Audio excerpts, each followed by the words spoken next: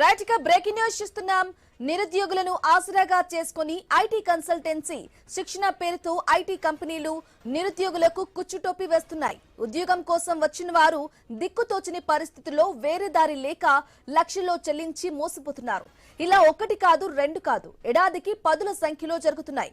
ఇక తాజాగా మాదాపూర్ లో మరో ఐటీ కంపెనీ బోర్డు తిప్పేసింది. ఐటీ కన్సల్టెన్సీ శిక్షణ పేరుతో 400 మందికి పైగా నిరుద్యోగులకు కుచ్చుటోపి పెట్టింది. ఇక ఎన్ఎస్ఎన్ ఇన్ఫోటెక్ కంపెనీ పేరుతో ఒక్కో విద్యార్థి నుంచి 3 లక్షల రూపాయల వరకు వసూలు చేసి ఎగనామం పెట్టింది. కంపెనీ యజమాని స్వామినాయుడు కోసం పోలీసులు గాలిస్తున్నారు.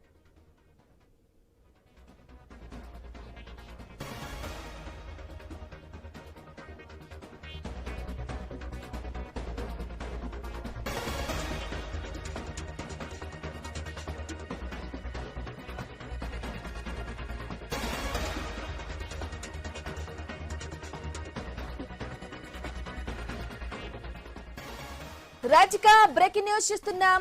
నిరుద్యోగులను ఆసరాగా చేసుకుని ఐటీ కన్సల్టెన్సీ శిక్షణ పేరుతో ఐటీ కంపెనీలు నిరుద్యోగులకు కుచ్చుటోపి వేస్తున్నాయి. ఉద్యోగం కోసం వచ్చిన వారు దిక్కుతోచని పరిస్థితుల్లో వేరే దారి లేక లక్షల్లో చెల్లించి మోసపోతున్నారు. ఇలా ఒకటి కాదు రెండు కాదు, ఏడాదికి పదుల సంఖ్యలో జరుగుతున్నాయి. ఇక తాజాగా మాదాపూర్ లో మరో ఐటీ కంపెనీ బోర్డు తిప్పేసింది. ఐటీ కన్సల్టెన్సీ శిక్షణ పేరుతో 400 మందికి పైగా నిరుద్యోగులకు కుచ్చుటోపి పెట్టింది. ఎన్ఎస్ఎన్ ఇన్ఫోటెక్ కంపెనీ పేరుతో ఒక్కో విద్యార్థి నుంచి 3 లక్షల వరకు వసూలు చేసి ఎగనామం పెట్టింది. ఇక కంపెనీ యజమాని స్వామినాయుడు కోసం పోలీసులు గాలిస్తున్నారు.